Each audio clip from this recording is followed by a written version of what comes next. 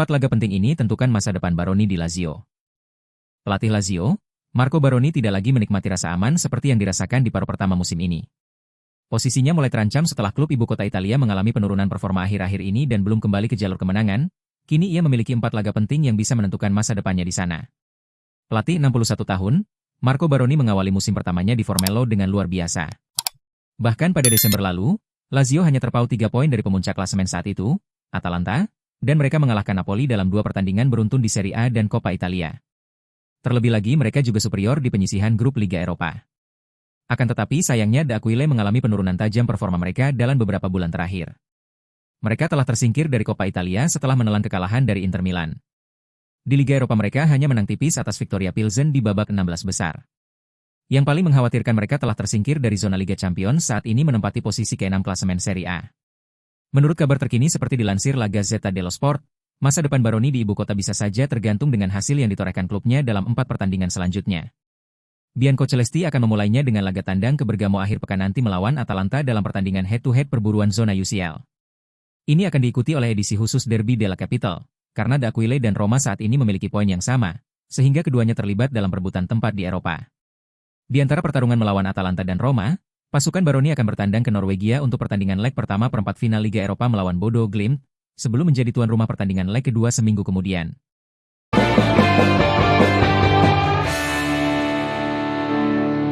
Arsenal mulai lakukan pendekatan pada Joan Garcia. Raksasa Premier League, Arsenal dikabarkan mulai melakukan pendekatan untuk mendatangkan Joan Garcia dari Espanyol pada musim panas tahun ini. Arsenal kembali menghidupkan minat mereka terhadap penjaga gawang Espanyol, Joan Garcia, menjelang bursa transfer musim panas. Kiper berusia 23 tahun itu sebelumnya sudah menjadi target The Gunners pada jendela transfer tahun lalu, namun kesepakatan urung terjadi lantaran Espanyol hanya bersedia melepasnya jika klausul rilisnya senilai 25 juta euro dibayar penuh. Meski begitu, Arsenal tak kehilangan minat dan kini kembali masuk dalam persaingan. Dalam beberapa bulan terakhir, klub London Utara kembali menjajaki peluang untuk merekrut Garcia.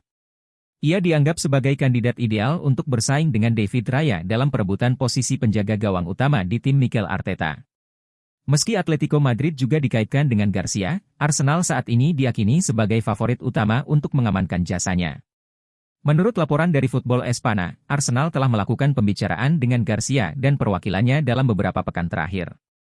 Mereka berencana melakukan pendekatan resmi di musim panas, dengan harapan bisa mencapai kesepakatan yang lebih rendah dari klausul pelepasan 25 juta euro yang berlaku saat ini.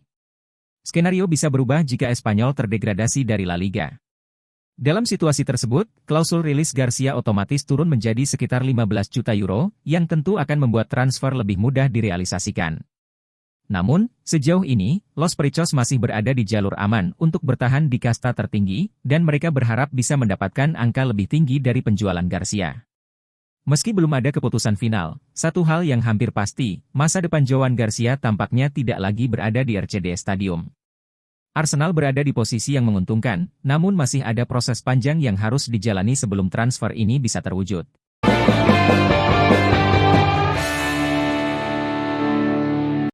Real Madrid semakin dekat melepas David Alaba.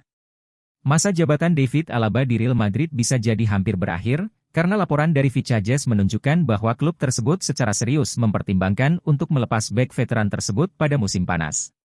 Pemain internasional Austria tersebut, yang dulunya merupakan pemain bertahan yang andal dan berwibawa, kini menghadapi sorotan atas penampilannya baru-baru ini dan perjuangannya melawan cedera. Dalam beberapa tahun terakhir, Alaba telah mengalami pasang surut di Madrid. Meskipun keserbagunaan dan kepemimpinannya awalnya membuatnya dipuji, cedera terus-menerus mengganggu ritmenya. Sekarang, di usianya yang ke-32, ia mendapati dirinya tidak hanya berjuang melawan kemunduran fisik tetapi juga keraguan yang semakin besar tentang kemampuannya untuk mempertahankan tingkat kinerja yang konsisten. Pertandingan Piala Raja Spanyol melawan Real Sociedad terbukti menjadi mimpi buruk bagi Alaba.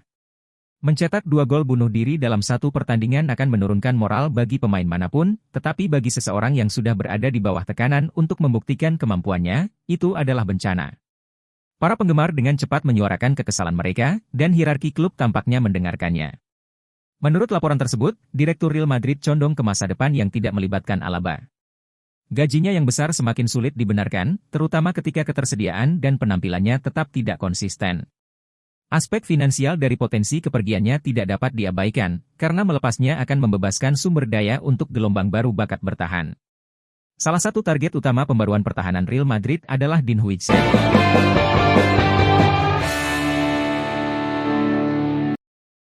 Kevin De Bruyne konfirmasi akan tinggalkan Manchester City di akhir musim. Berita besar muncul dari Manchester City sore ini ketika Kevin De Bruyne mengonfirmasi bahwa ia akan meninggalkan skuad pada akhir musim.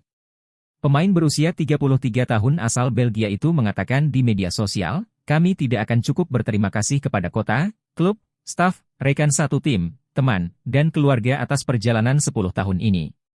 Setiap cerita pasti berakhir, tapi ini adalah bab terbaik."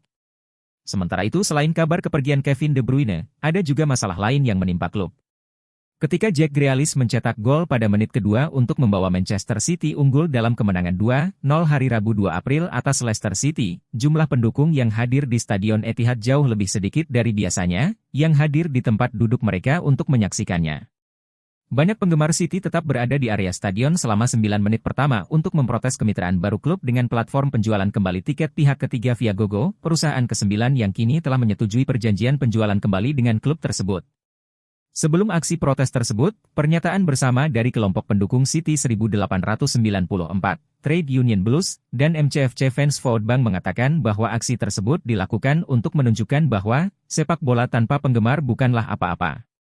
Hal ini menyusul surat terbuka yang dikirimkan kepada Ketua Haldoon Al-Mubarak pada bulan Februari oleh 7 kelompok penggemar terkemuka yang mengeluhkan kenaikan harga tiket dan prospek penggemar lokal yang tidak ikut serta.